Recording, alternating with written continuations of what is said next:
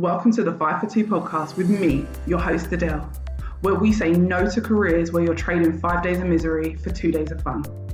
A place we discuss all things career, confidence, and money moves. I want to motivate, teach, and empower ambitious women to achieve more, earn more, feel more confident, and enjoy the work they do. It's all about believing you can have everything you want in your career and then going and getting it. So if you're ready, let's get into it.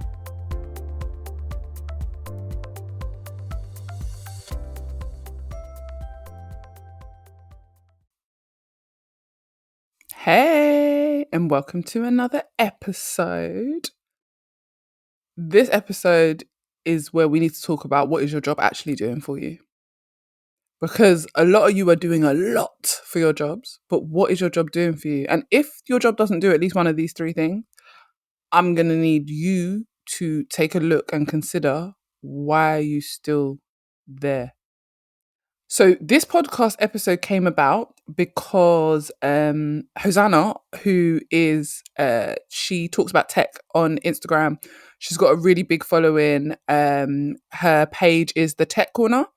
She's great at what she does. I really love following her. I actually messaged her because I would have loved her to be on this episode. I would love her to do a live with me, be on an episode. I would love to interview her. I think she's amazing. But she hasn't seen my message. She probably gets thousands of messages. So if you know her or speak to her, please tell her I'm looking for her. But anyway, a reel that she posted triggered this episode. She was literally talking about these three things, and it's three things I talk to my clients about. I've definitely shared it with you guys. Like, what is your job doing for you? Make sure you work your job the way it works you. Like, that is my favorite saying. Like, we have to work these companies as hard as they work us. So what are you getting in return for everything you bring to the table? But she categorized it really nicely, and I wanted to go into a bit of detail on the three things that your job should be giving you. Otherwise, why are you there? So first, I'm going to tell you the three things. You should either be learning and growing, and that's one to me. Like, it's the same thing, growth. Like, learning is growth. Like, anything that helps you grow. Making money, good money, not just money to pay the bills. Because when you have money just to pay your bills, I need to remind you guys that if an emergency comes up, you're going to struggle. So we can't just have money enough to just pay our bills. Sorry, I went off on a tangent. Let me start again. The three things that your job should be giving you. Learning and growth. That's one. 2 is making money. And 3 is networking opportunities. Or opportunities to elevate. Because that's what networking is. An opportunity to elevate, an opportunity to access better. Why? Why do I say it should be giving you one of these things? Because if it's not giving you one of these three things, why are you there? You met your work bestie there. Amazing. Time to move on. Why else are you there? Everyone's really nice. How is that enhancing your life or getting you to your goals faster? Why are you there if you are not achieving one of these three things? Listen, when you think about your career, let's start off with money, because who don't want to talk about money? We always want to talk about money. Everyone needs money.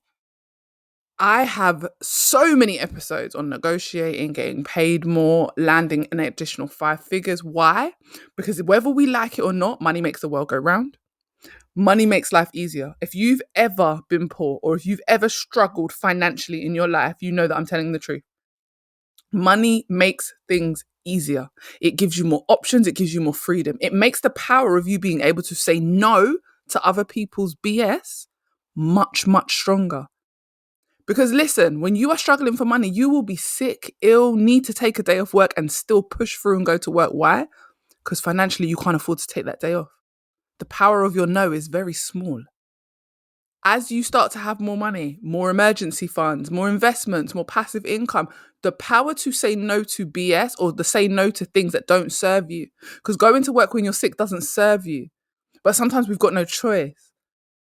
I've been through like hardships. I know what it's like, single mum life, hard growing up, all those things when you have to just handle your business and you have to push through. And sometimes it's not good for you mentally or physically, but you almost feel like you have no choice because these bills will keep coming. These bills have to be paid. Versus when you move into a place where you have a lot more disposable income. It's not even necessarily about being rich. It's about having disposable income. You have all this extra income that you can decide, okay, I'm going to invest, or I'm going to save, or I'm going to live lavishly and travel the world. Whatever it is, you have disposable income at your beck and call. You can actually create that emergency fund. So if you were to lose your job, you have got a year's worth of money that you can pay your bills and do everything you need to do while you look for another job. Like, that is real freedom to me, because you have this disposable income that you can use to create more income. You can use to create more freedom. Is your job allowing you that? Is your job giving you enough disposable income that you can actually do the things that you want to do, live the life that you want to live? Listen, everyone doesn't want to be in management.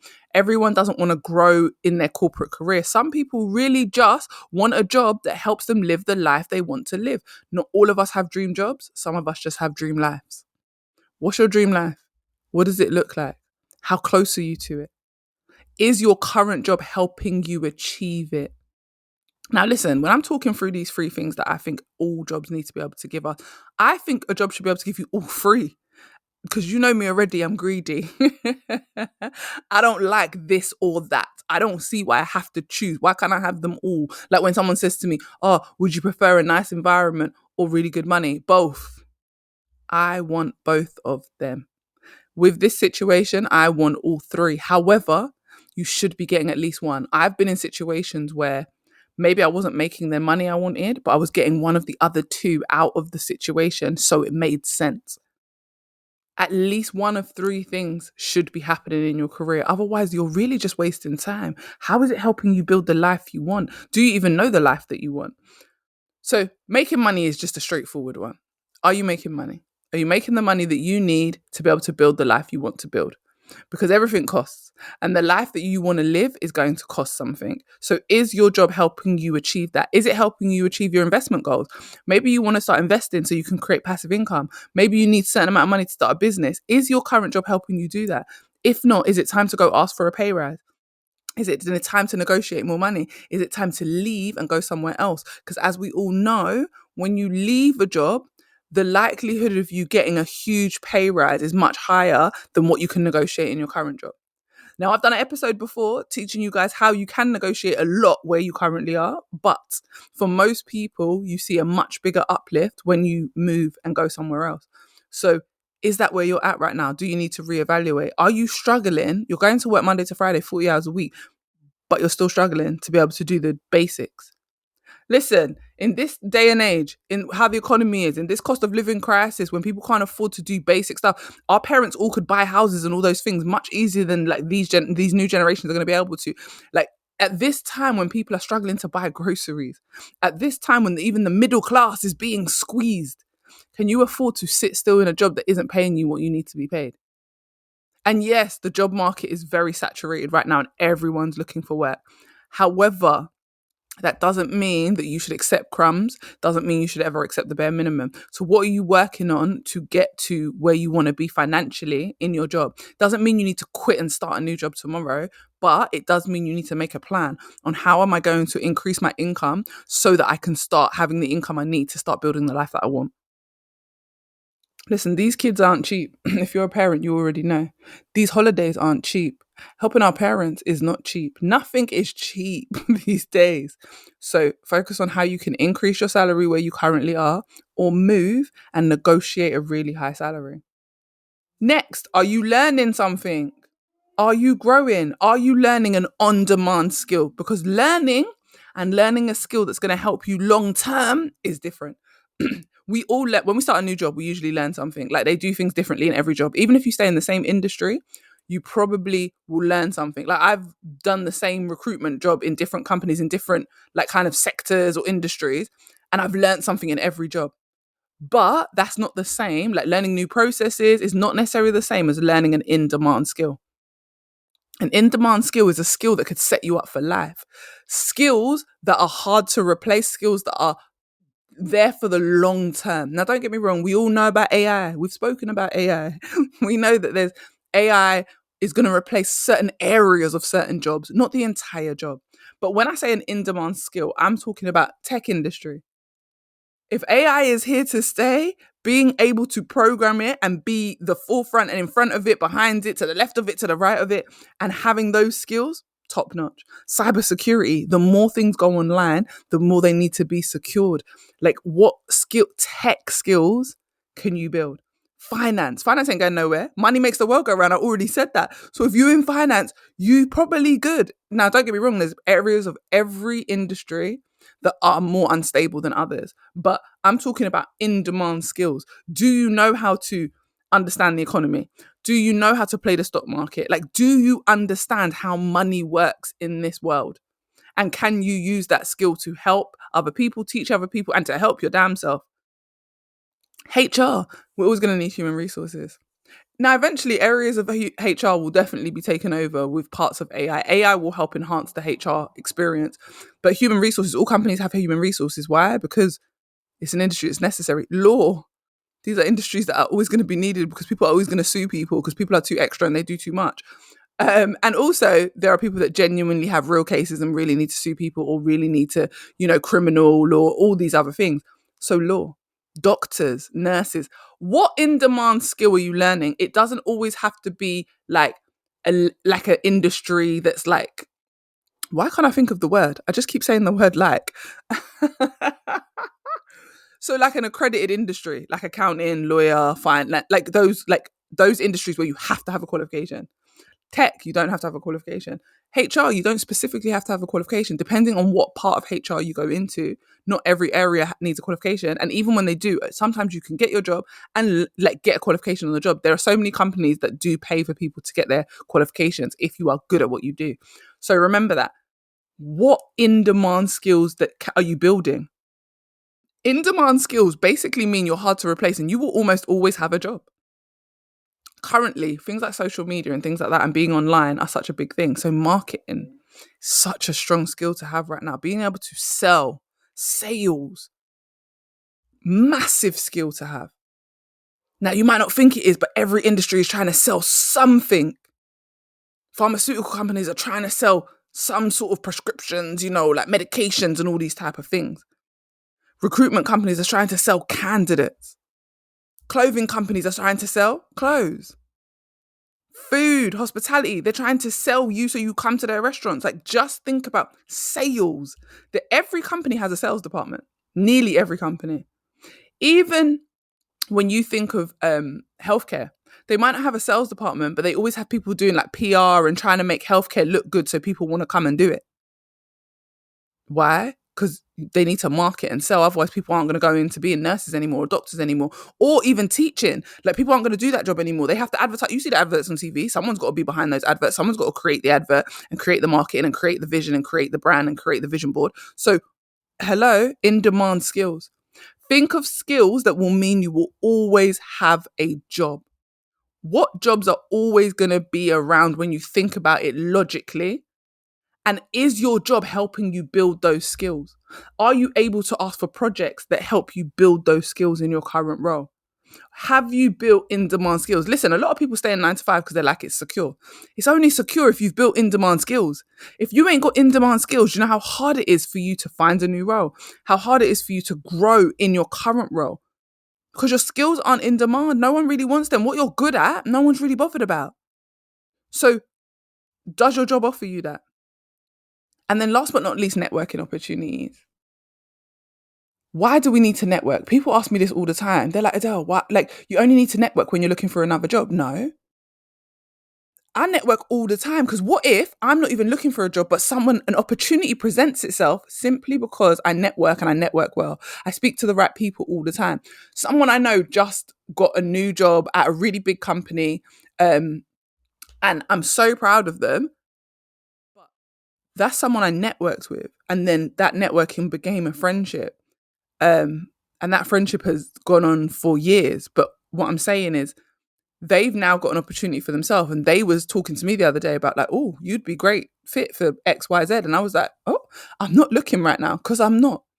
But had I been looking, had I been wanting to progress my career outside of my business, that would have been a great opportunity. Networking is so that you are always connected to the right people. Someone you are working with today could be a CEO of a company tomorrow and the type of company that you want to go and work with. Somebody you are working with today could decide they're going to start a business and they might think that you would be a great business partner. And then One, two, three. Now you've got your own business, something you'd never even thought about. Literally telling you my own story right here. My first business, my first aid company, someone I was working with, she was like, I want to start another business. And we got talking and we started talking about a training company. Guess what? We decided to go 50-50 and we started that business. And it was a great experience. And 9 years later, it was doing well, doing strong and, making us money. Why? Because I made sure that I keep my networking up. Now, listen, I'm an introvert. I've told you guys this before. I've got a whole episode on how to network as an introvert. You don't have to be in everyone's face at all the events. You just need to be strategic about who you talk to and where you put your energy. It's about quality, not quantity. But are you getting networking opportunities? Like at your job now, are you networking with like people that are higher than you and people that are like maybe lower than you in the sense of their entry level and you might be mid-management? Are you just networking? Because some of these people will have in-demand skills, which we just spoke about, that you can learn from. Some of these people will go to places where they'll be opening doors where there's opportunities for you to make way more money. Some of these people will give you advice that helps you negotiate more money where you are.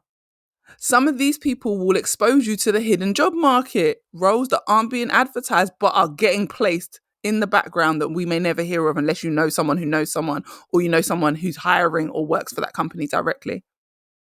Networking is so underrated. But we network all the time without realizing it. When you make new friends, when you go out with your friends and they bring their friends, people that you don't know, you network, you talk, you get to know people. When we go to actual networking events, amazing. At work, we are networking. When you build relationships with people in other departments, remember, people across your company, everyone doesn't stay still. Everyone's not going to always have that job. But imagine someone really likes you and you've networked with them and they remember you. When they go somewhere else and there's an even bigger opportunity, that could be someone who just drops into your inbox and is like, do you know what? This has just come up at my company and I thought of you. That has happened to me before. That has happened to my clients before. That's happened to so many people I know because they network. You don't have to be looking for a job to network. You should be networking all the time. You should be putting yourself in a position where you are always ahead of the curve. You are always ahead because you are networking. Like I love when someone comes to me and tells me, oh, I'm looking for a job in this industry. And I'm like, oh, I know someone who might be able to help you. Let me connect you guys so you can speak. I do this all the time. I connect people all the time. Like I'll be like, oh, I think you should talk to that person. They may be able to give you some good insight. I network with women all around the world. So I'll have people that I know in America that I can connect with other people in America. I don't live in America. How am I able to do that? Networking. Not always in person. A lot of it is online. Listen, I utilize the online space so that I can network. I network in person. I network online. How are you networking in your current job? And does it give you opportunities to network? Or do you just work in your department and that's it, nothing else? Do you just work remotely and that's it? You never get the opportunity to meet people from other departments, whether they're heads of the departments or not. You are just isolated where you are. That means you've got no networking opportunities. You are not getting FaceTime with the people that make the decisions or the people that matter. I have sometimes put myself in a position where, yeah, my boss thinks I'm all right, but they might not love me, but my boss's boss loves me. So my boss's boss is always calling my name in rooms. So even if my boss didn't like me that much, it really didn't matter because my boss's boss loved me. And that helped me open doors and get other opportunities. Always think about who are you speaking to on a regular basis and how often have you got the opportunity to network. Networking brings you opportunities in your career and in life.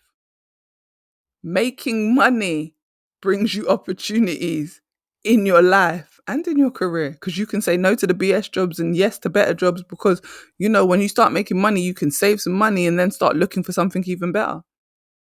Growth, learning, when you've got an in-demand skill, is so much harder for you to be replaced. Becoming hard to replace is so important these days in your career. There is no such thing as total job security. But remember, no one can take your skills away from you once you have them. Someone can take your job away from you and make you redundant, but they can never take the skill. If the skill is in demand, you will always be able to land work. You will always be able to get paid for what you are great at. Whether you decide to turn it into a business or you continue to use it in 9 to 5, you will always have a skill that someone is willing to pay for. So all skills are not made equally.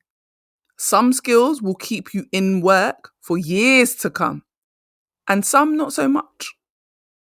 So is your job giving you those opportunities? Now, again, like I said at the top of the show, I want all three because I'm greedy. I want a job to give me money, networking opportunities, and growth.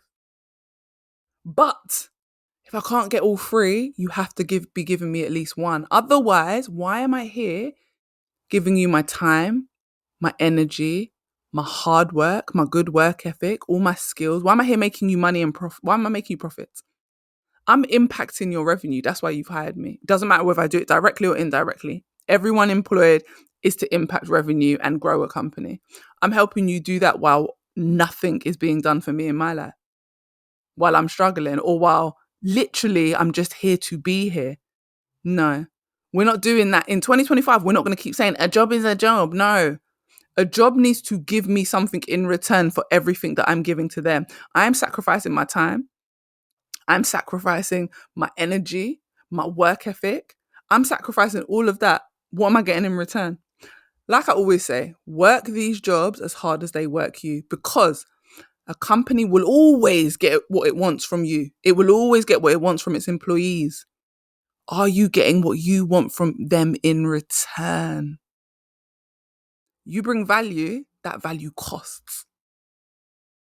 You have to make the decision on what that cost is and make sure you're getting something in return. Like, what's it going to cost them to keep you? Like I said in another episode, a lot of you will be like, oh, yeah, but what if this, what if that? Da, da, da, da. Listen, you'll be screaming all day that you don't want a broke woman or a broke man, but you will be there working for a broke company. If they can't afford you, remove yourself. If they can't give you a networking opportunity, remove yourself. If they're not able to help you upskill and learn in demand skill, remove yourself. There is something better out there for you. I always say, no one is telling you to quit your job without having something else lined up. What I am telling you is that working on bettering yourself is always key in your career, is always key to your growth, is always key to you having opportunities, is always key to you being ahead and not behind. Anyway, I hope this episode has helped someone. I hope it's made you think and evaluate the job that you currently do. And if you're looking for some support to change industry, to add 5 figures to your salary, simply to upgrade your career and access better opportunities, reach out. I'm going to be working up till June, and then I'm going to be having a break from my coaching before I come back. So if you want to work with me, now is the time. But yeah, if you're ready to join Create Your Own Lane, head over to my website, atmrich.com. Or head over to my Instagram, click the link in my bio and book a consultation call, and we can have a chat about where you're stuck and what works best for you. Anyway, I will speak to you guys in the next episode. Enjoy the rest of your day. I hope this episode gave you exactly what you needed and motivated you to confidently take steps towards your next career move. If you enjoyed it, screenshot and share it on your socials, tag me on Instagram, and come join my community of amazing women working on leveling up their confidence and career. Thanks for listening, and see you next time.